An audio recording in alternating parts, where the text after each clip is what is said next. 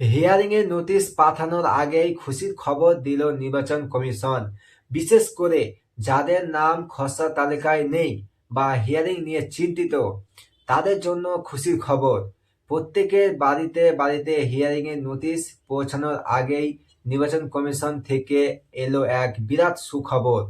আপনারা যারা ভোটার তালিকা বা ভেরিফিকেশন নিয়ে দুশ্চিন্তায় ছিলেন তাদের জন্য আজকের ভিডিওটি অত্যন্ত গুরুত্বপূর্ণ।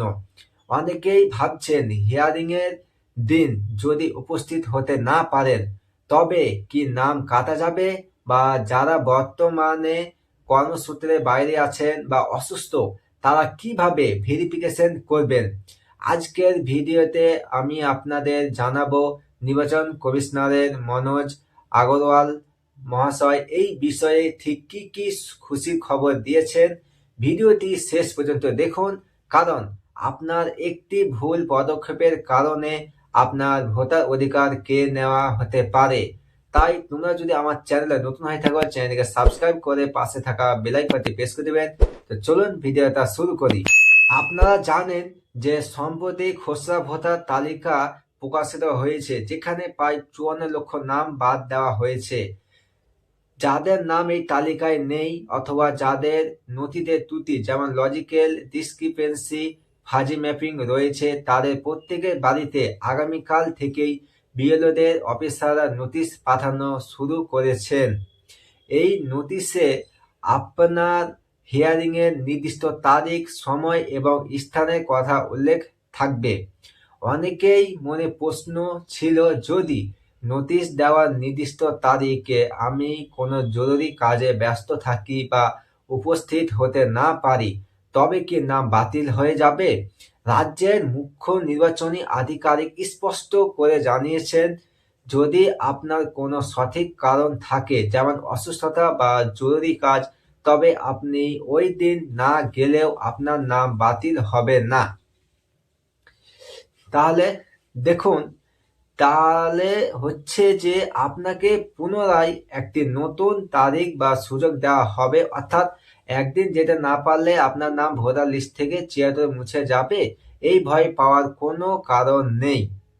যারা ভিন্ন রাজ্যে কাজ করেন বা যারা বয়স্ক ও চলাফেরায় অক্ষম তাদের জন্য কি বাড়ি বসে অনলাইন ভেরিফিকেশন হবে? কমিশন জানিয়েছে এই বিষয় নিয়ে চিন্তা ভাবনা চলছে। খুব শীঘ্রই একটি এসওপি বা গাইডলাইন জারি করা হবে। লকডাউনের সময়ের মতো ভার্চুয়ালি বা বিএলওদের বিশেষ অ্যাপের মাধ্যমে অনলাইন হিয়ারিং করার পরিকল্পনা নেওয়া হতে পারে। এতে আপনাকে সশরীরে অফিসে হাজির হতে হবে না বা লাইন দিতে হবে না। তাহলে আপনাকে কি কি নথি আপনি সঙ্গে রাখবেন? তো দেখুন, যখনই আপনি হিয়ারিং এ যাবেন আপনার পারিবারিক লিগেসি প্রমাণের জন্য নথিপত্র সাথে রাখবেন। বিশেষ করে 2002 সালের লিস্টে নাম থাকলে তার কপি বা বাবা মায়ের ভোটার কার্ডের তথ্য।